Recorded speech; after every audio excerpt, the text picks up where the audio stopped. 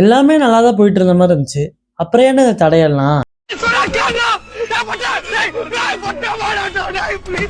இன்னைக்கான movie updates டே 59. So இன்னைக்கான முதல் அப்டேட் அப்படின்னு பார்த்தீங்கன்னா, சர்தார் 2 உடைய ஃபர்ஸ்ட் சிங்கிளுக்கான அனௌன்ஸ்மெண்ட் அப்படிங்கிறது நாளைக்கு வரப்போதாமா. அந்த படம் அக்டோபரில் வரதா பேசிட்டு இருந்தாங்க. இப்போ அது போஸ்ட்போன் பண்ணிட்டாங்கன்னா என்னன்னு தெரியல. அந்த படத்துடைய ஃபர்ஸ்ட் சிங்கிள் நாளைக்கு வரப்போறதா வந்துட்டு இப்போ அப்டேட் அப்படிங்கிறது வந்திருக்கு. ஃபர்ஸ்ட் சிங்கிள் எப்போ வரப்போகுதுங்கிறது நாளைக்கு தான் சொல்ல போறீங்க. ஸோ நாளைக்கு அப்டேட்டில் அதை பார்த்துடலாம். ரெண்டாவது, விஸ்வநாத் அண்ட் சன்ஸ் இந்த படங்கிறது வந்துட்டு 200 கோடி அப்படிங்கிறது கலெக்ட் பண்ணியிருக்கு.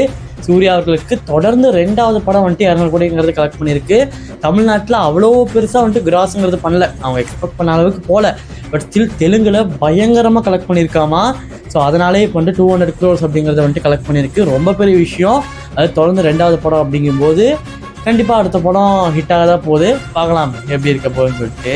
தமிழ் தியேட்டர்ஸில் வந்துட்டு செப்டம்பர் 1ஆம் தேதியிலிருந்து தமிழ் படங்கள் எதுவுமே வந்துட்டு வெளியாக போகிறது இல்லை அப்படிங்கிற மாதிரி ப்ரொடியூசர்ஸ் வந்துட்டு ஒரு அனௌன்ஸ்மெண்ட் அப்படிங்கிறத விட்டுருக்காங்க. இது எதுக்குன்னா வந்துட்டு அந்த ஓடிடி பீரியடுக்கான ஒரு இஷ்யூவை வந்துட்டு அட்ரஸ் பண்ணுறதுக்காக தான். ஏன்னா ஓடிடியில் வந்துட்டு 1 மாதம் முடிஞ்சோடனே வந்துட்டு ரிலீஸ் ஆகிடுது.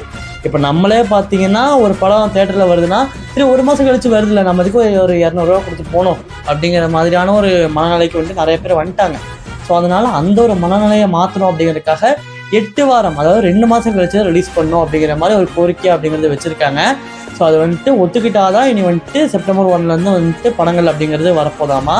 இதனால நிறையா படங்கள்ங்கிறது அஃபெக்ட் ஆக போகுது. நிறையா படத்தோட ரிலீஸ் டேட் அப்படிங்கிறது மாறப்போகுது. செப்டம்பரில் ரிலீஸ் ஆக வேண்டிய படங்கள்லாம் இப்போ வந்துட்டு ரஷ் பண்ணி இப்போ ஆகஸ்ட்லங்கிறது ரிலீஸ் பண்ண போகிறாங்க. ஸோ எப்படி இருக்க போகுதுங்கிறது சத்தியமாக தெரில. இது ஒரு விஷயம் தேவையான ஒரு விஷயந்தான். ஏன்னா பெரிய படங்களுக்கெல்லாம் அவ்வளோக்கு கலெக்ஷன் பாதிக்கப்படல, சின்ன சின்ன படங்களுக்கு தான் வந்துட்டு கலெக்ஷன்ஸ் அப்படிங்கிறது பாதிக்கப்பட்டுட்டு இருந்துச்சு.